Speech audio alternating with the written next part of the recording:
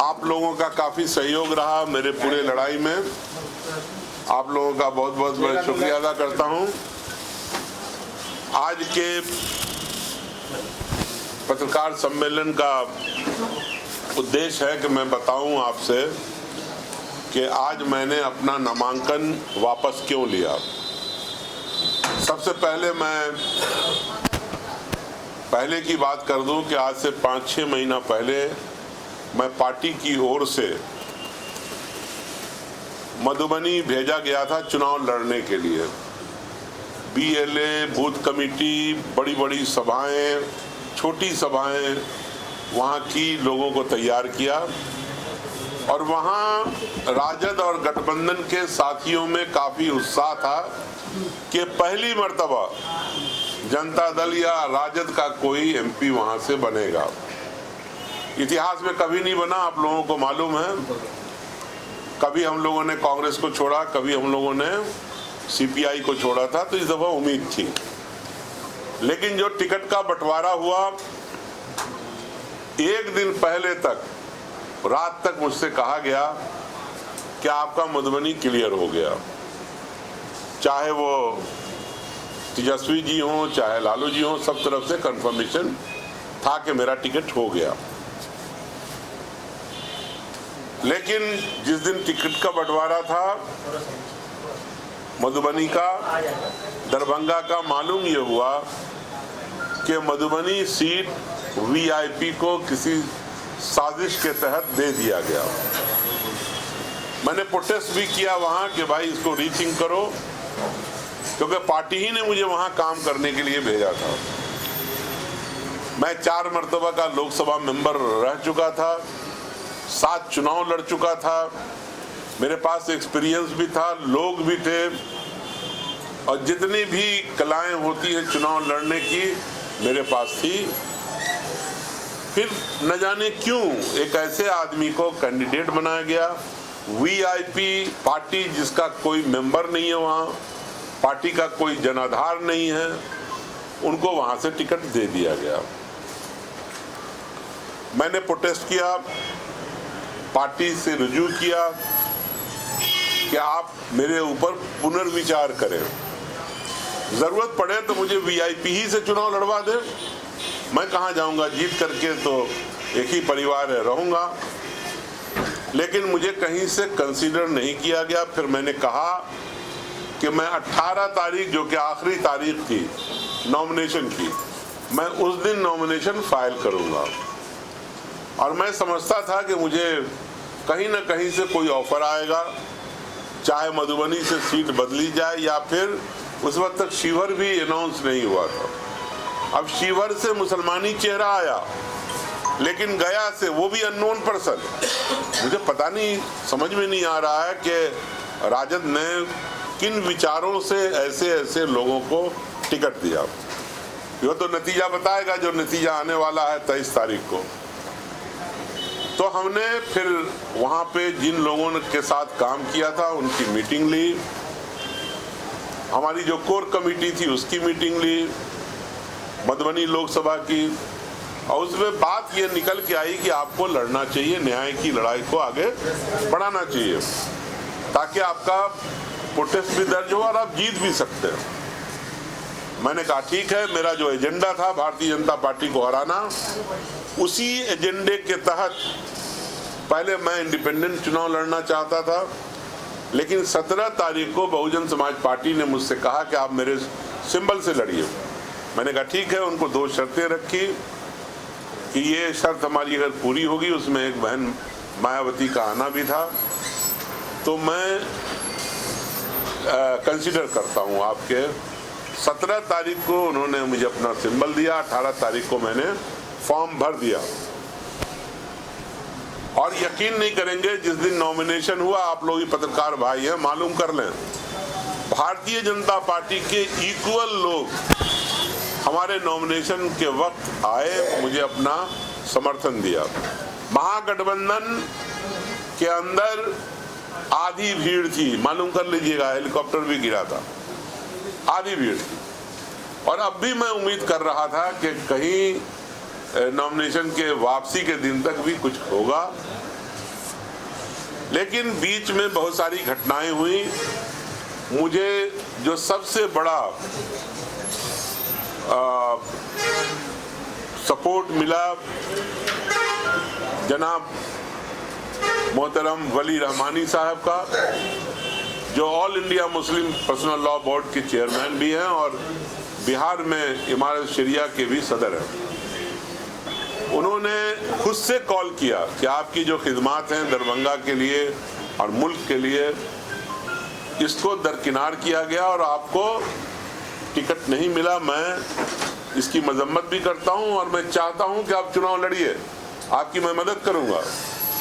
उनका एक बहुत बड़ा हलका है, वहाँ बहुत लोग हैं उनके। उन्होंने खत भी जारी किया और खुद से कांटेक्ट किया लोगों को। तो जब इतना समर्थन मुझे मिल रहा था तो मैंने कहा चलो मैं चुनाव लड़ूंगा। लक्ष्य वही था कि मुझे भारतीय जनता पार्टी को हराना था।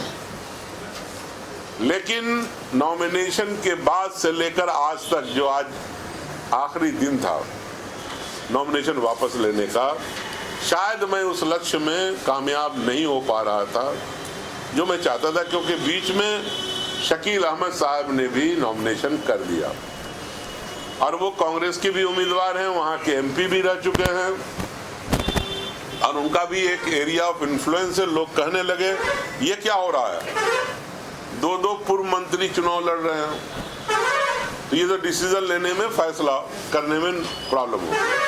मैंने अपने कोर कमेटी की मीटिंग बुलाई और साथ साथ वली रहमानी साहब और उनके पूरे ग्रुप जिनका समर्थन मुझे हासिल था उनसे भी बात किया।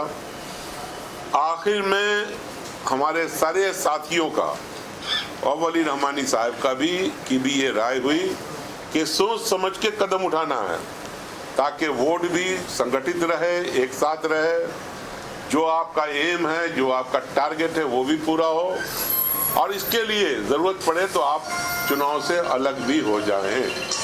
ये मेरा कोई अपना निजी फैसला नहीं है, ये हमारे कोर कमेटी, हमारे समर्थक, जो हमारे दोस्तों ने जिन्होंने साथ दिया था, वली रहमानी साहब, सभी लोगों का सामूहिक फैसला है और मैं समझता हूँ बहुत अच्छा फैसला है कि इसको विड्रॉ किया जाए। और आज मैंने समय से पहले डीएम के पास जा कर के अपना नामांकन वापस ले लिया और मुझे लगता है कि मेरे सर से एक बड़ा बोझ हट गया। मैंने एक बड़ी कामयाबी हासिल की है मधुबनी में। हमने हजारों दोस्त बनाए हैं जिसका प्रदर्शन नामांकन के दिन भी हुआ और जब मैं हटा हूं उसके बाद भी लगातार फ़ोन जारी है। लोगों में थोड़ा गुस्सा भी है कि आपने ये काम क्यों किया, जब नॉमिनेशन हो गया हम लोगों का समर्थन था तो आपको हटना नहीं चाहिए था। ये एक नॉर्मल प्रोटेस्ट है, वो भी है हमारे सामने। लेकिन आज अब जब आपसे बात हो रही है, मैंने अपना नॉमिनेशन वापस ले लिया है। टारगेट वही है, भारतीय जनता पार्टी को हराओ। एक सवाल उठता है कि क्या आप नॉमिनेशन लें तो मायावती को क्या जवाब देंगे? क्या आपके जो अभी आला कमान में मायावती, उनको ये सूचना देंगे? उनके नहीं, मैंने उनके, देखिए मैंने बहुत स्पष्ट रूप से उनके जो यहाँ के इंचार्ज हैं बिहार के, उनसे मैंने कहा था कि मेरी 2 शर्तें हैं। एक शर्त मैं बताऊंगा नहीं, एक शर्त कि बहन मायावती जी का कार्यक्रम लगे मधुबनी में। वो आज तक वो हमें नहीं कंफर्म कर पाए कि उनका प्रोग्राम लगेगा या नहीं लगेगा। उसकी वजह उन्होंने बताया कि बहन मायावती जी का कार्यक्रम 1 महीने तक का तय है और वो चूँकि सिक्योरिटी की प्रॉब्लम होती है तो उसको रीरूट करना हमारे लिए मुश्किल है। तो बातचीत चल रही है, तो बातचीत पे हम डिपेंड नहीं कर सकते। हम बहुजन समाज पार्टी से खड़े हुए तो हमें वहाँ पे बहुत सारे लोग जाएंगे, बीजेपी के भी जाएंगे, आरजेडी की भी जाएंगे, रालोसपा के जाएंगे, हम के जाएंगे, बहुत जो गठबंधन है, वीआईपी के लीडर जाएंगे, राजद के जाएंगे। तो हमारा भी तो लीडर चाहिए था, तो वो कंफर्म नहीं कर पाए आज तक। इसीलिए मैंने कहा कि ये सामूहिक फैसला सारी चीज़ों को सामने रख के किया गया। अगर वो बहुजन समाज पार्टी में बने रहेंगे ना, ये मेरा सवाल है। नहीं, बहुजन समाज पार्टी तो एक तरह से समझो इलेक्शन लड़ने के लिए मैंने संबल लिया था। ये एक बीच का ट्रांजिशन मैनेजमेंट था, वो मैंने किया। अगर जीत जाता तो उन्हीं के साथ रहता, इलेक्शन इवन लड़ लिया होता तो उन्हीं के साथ रहता। लेकिन अब तो परिस्थिति अलग है, मैं लड़ा ही नहीं चुनाव, मैंने तो वापस ले लिया अपना नॉमिनेशन। प्राथमिक सदस्यता से भी इस्तीफा देंगे क्या? प्राथमिक सदस्यता से इस्तीफा देंगे क्या, हटेंगे क्या? कौन से? बहुजन समाज पार्टी से। नहीं, वो तो समझो अलग हो गया ना यार, उसमें कौन सा प्रॉब्लम। आप किस पार्टी में बने रहिएगा? मैं अभी किसी पार्टी में नहीं हूँ, बहुत स्पष्ट तरीके से बताना चाहता हूँ आपको। मैं मुख्य रूप से राष्ट्रीय जनता दल में था। मुझे पार्टी से बाहर का रास्ता दिखाया गया है, मैं नहीं हटा था। आपको याद होगा बहादुरपुर में बरुआर घाट में आए थे तेजस्वी जी, उन्होंने ऐलान किया और कहा कि उनको 6 साल के लिए हटाने की बात की। और ये कोई ठेका थोड़ी है कि सब एक ही आदमी को बार बार टिकट दिया जाए। जो टिप्पणी उनको नहीं करनी चाहिए थी वो किया। मैंने नेक्स्ट डे ऐलान कर दिया था कि हम राष्ट्रीय जनता दल में नहीं हैं, ना आगे आने वाले दिनों में होंगे।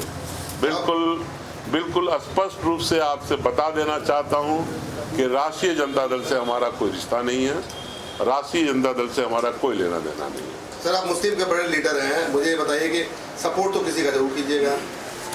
देखिए, उसके लिए भी मैं बता रहा हूं, वली रहमानी साहब हैं हमारे जो कायद हैं, और हमारी कोर कमेटी है हर असेंबली हल्के की। मैं सबकी मीटिंग बुला रहा हूं, एक एक लोगों की। आप कोर कमेटी की मीटिंग करके किसी नतीजे पर पहुंचूंगा। अभी तक मेरा कोई फैसला नहीं है मैं किसकी मदद करूं। तो अभी तो आपने बताया कि फीका विरोध करेंगे, जदयू ज्वाइन कर रहा है।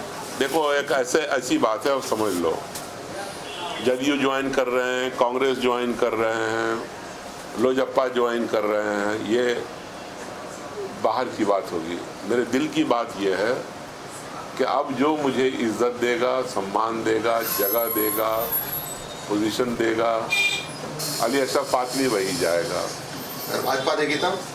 नहीं, नो क्वेश्चन है। सर, आपने सवाल बोला था कि 6 साल एक चुनाव में अगर टिकट नहीं देती है आरजेडी इस बार, तो हम 5 साल घर में बैठ के नहीं रह सकते हैं। तो आखिर इन 5 सालों में आप तो तय करेंगे ना किस पार्टी के साथ जाएंगे? अभी ज्वाइन करने का समय नहीं है, अभी तो इलेक्शन का समय है। हमारे कुछ अपने एजेंडे हैं, उसको पूरा करूंगा और फिर देखूंगा इलेक्शन के बाद। मैं अपने जितने भी सलाहकार हैं, दोस्त हैं, दरभंगा, मधुबनी, बिहार से बाहर, सबसे बात करके, और कौन मुझे क्या बनाता है, किस जगह पे ले जाता है, कितना घास डालता है, मेरे अंदर हैसियत होगी तो डालेगा तो उससे बात करेंगे। बात करके कहीं तो जाना है, ये तो पक्की बात है। राष्ट्रीय जनता दल में उसका ठेका नहीं लिया मैंने। मैं राष्ट्रीय जनता दल में नहीं हूँ, इस बात को समझ लीजिए। दरभंगा में एजेंडा क्या होगा ये जानना चाह रहे हैं। आदमी जाकर वो भी अब आज तक तो मैं मधुबनी में था, आप जानते हैं।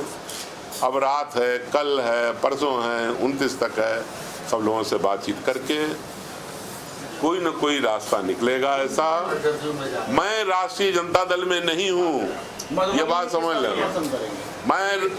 मैंने आपसे कहा उसके लिए कोर कमेटी है हमारे वली रहमानी साहब हैं, इन लोगों से बातचीत करके हम किसी डिसीजन पर 2 दिन लगेगा। 2 दिन के बाद निश्चित रूप से आपको अवगत कराएंगे। जदयू के किसी बड़े लीडर से आपकी बात हुई है इधर?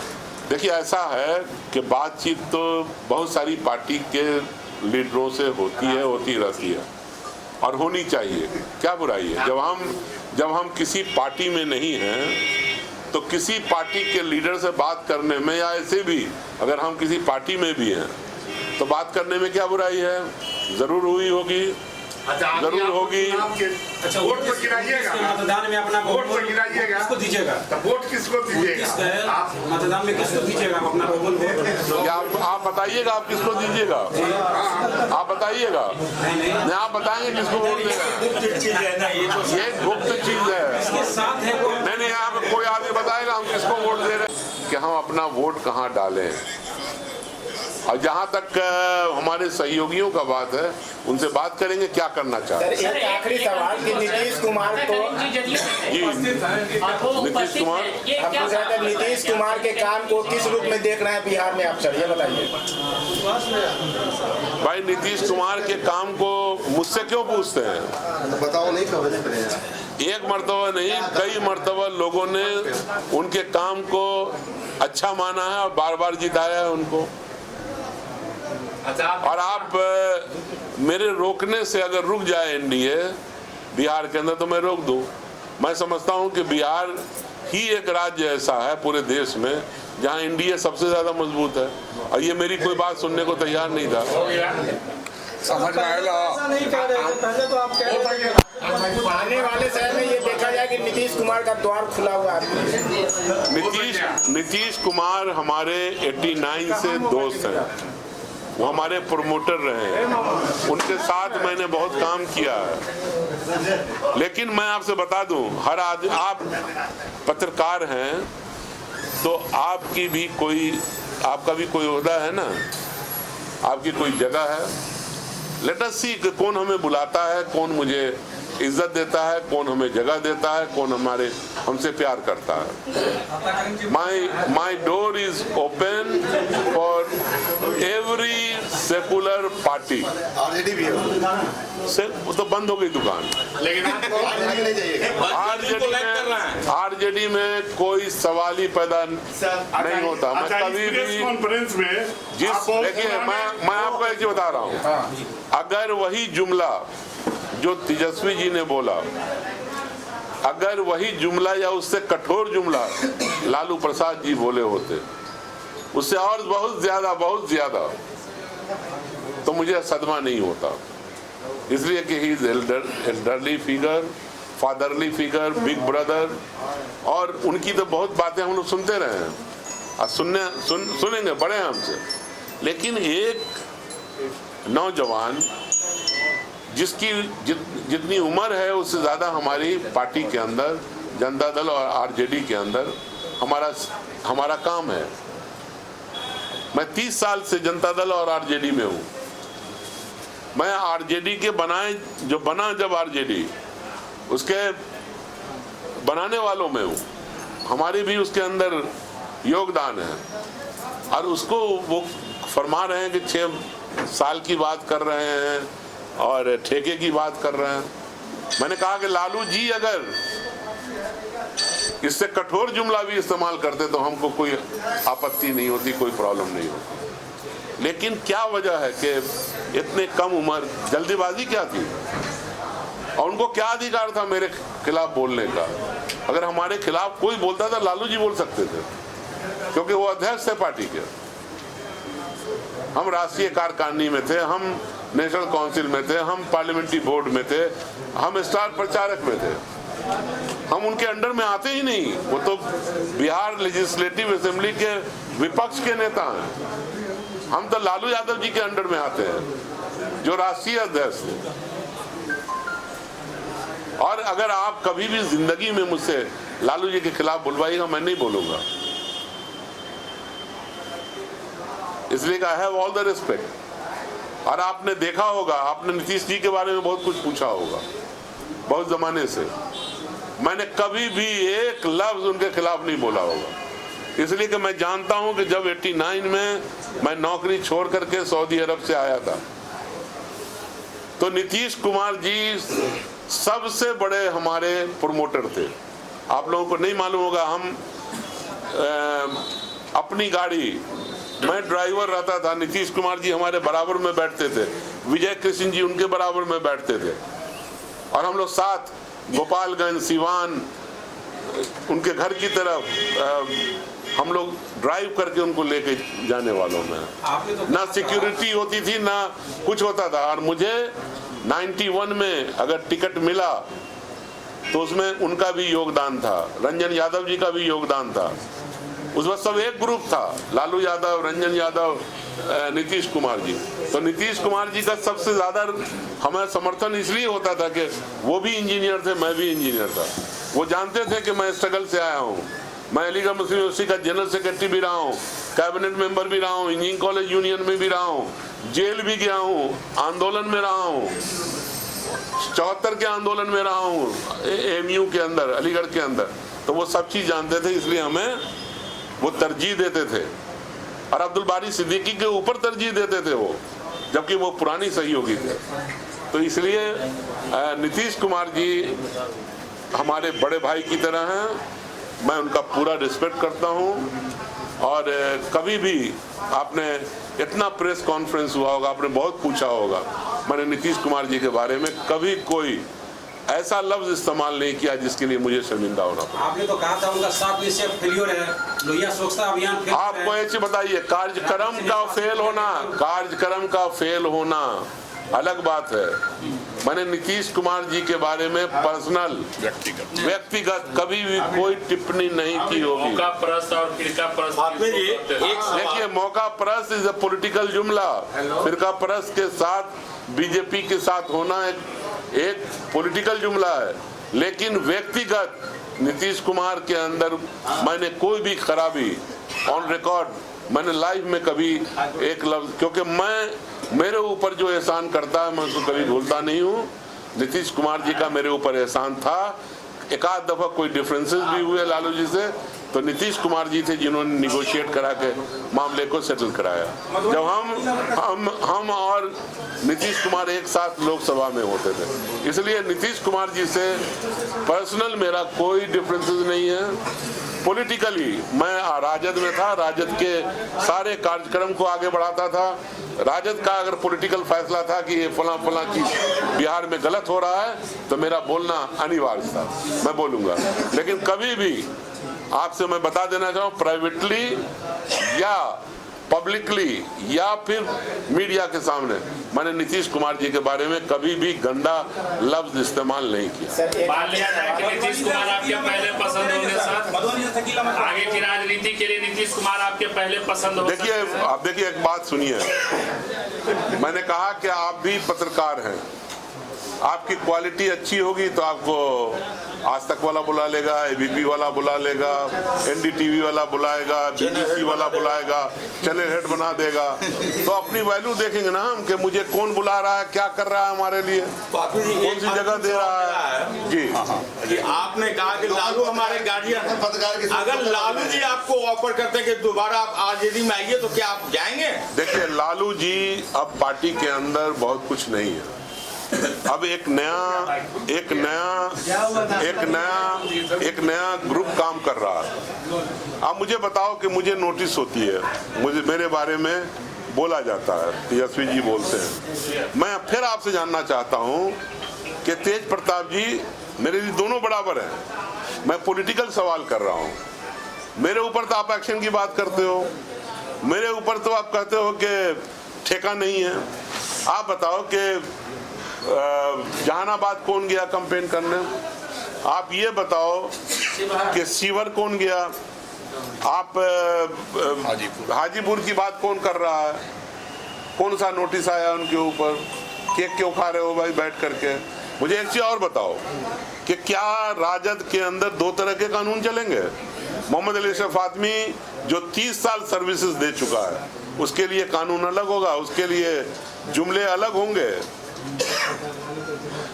और आपके खानदान का कोई मेंबर है तो उसके लिए जुमला अलग होगा। कहीं समझो कि ये जो कुछ हो रहा है, एक महल गिर रहा है, उसको बचाएं। वो मुझे तो कोई लेना देना नहीं, लेकिन एक महल को गिरने से बचाएं, और इससे ज्यादा मैं कुछ नहीं कहूँगा। मैं लालू जी का बहुत रिस्पेक्ट करता हूँ, राबड़ी देवी जी का रिस्पेक्ट करता हूँ, और मुझे कभी भी, जब मैं पहली मरतबा भी नाराज हुआ था, पार्टी के लिए हुआ था, और लालू जी ने मेरा एयरपोर्ट पे यूं हाथ पकड़ा, वो बीमार थे, उनका हार्ट का ऑपरेशन हुआ था, मैं देखने गया था, ऐसे पकड़ा कि तुम मेरे भाई हो, तुम कहाँ, तुम उल्टा सीधा सोचते हो। मेरे आंख से आंसू आ गया। मैंने उसके बाद कहा कि नहीं, मैं आपके साथ हूँ। आप क्या समझ रहे हो? लालू जी का रिस्पेक्ट मेरे दिल में था, है, रहेगा। अब एक आखिरी सवाल कि लालू जी के आपको धोखा दिया है, क्या इस चुनाव में आपकी कोर कमेटी उसका विरोध करेगी? देखिए ऐसा है कि कोर कमेटी क्या करेगी, आपसे क्यों डिस्कस कर ले हम? कहाँ वोट डालेगा? आप अपना वोट डालिएगा, किसको डालिएगा? उनके समर्थन में नहीं आप नहीं, इन्होंने बोला है वली रहमानी साहब जो मदरसा बोर्ड है, आपको पता ही नहीं है। सुन लीजिए, मुस्लिम पर्सनल लॉ चेयरमैन किस पद के हैं वो? Muslim personal law board all India वो चेयरमैन है, जी। वो कहेंगे वो करेंगे। प्लस यार मैं मधुबनी के संदर्भ में सिद्दीकी के विरोध में उतरेंगे। मधुबनी के संदर्भ में मैंने कहा यहाँ की भी मीटिंग करेंगे, वहाँ की भी करेंगे। 2 दिन के बाद पूछिएगा, मैं बता दूंगा ये लाइन ऑफ एक्शन क्या है हमारा। आखिरी सवाल कि आप लालू जी के काफी करीब रहे, राजद के भी काफी करीब रहे, ये हमें बताइए कि आरजेडी में जो अभी चल रहा है, क्या वाकई दोनों भाई के अंदर डिफरेंसेस है राजनीति को लेकर? अच्छा मैं क्यों बताऊं, मैं क्यों टिप्पणी करूं? दोनों भाई में कोई टिप्पणी की जरूरत नहीं है। मैंने एक्शन करना चाहता हूं और नॉमिनेशन किया भी नहीं था और मेरे ऊपर टिप्पणी हो गई।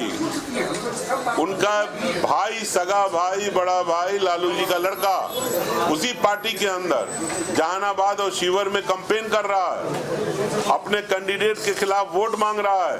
पार्टी मैं राष्ट्रीय जनता दल में कभी वापस नहीं जाऊंगा, रिकॉर्ड कर लो। भविष्य क्या दिख रहा है आरजेडी का? हो गया मुझे क्या मालूम क्या भविष्य, जो जैसा करेगा भुगतेगा। मैं भविष्य नहीं करता। फिर वही मैंने कह दिया आपको कि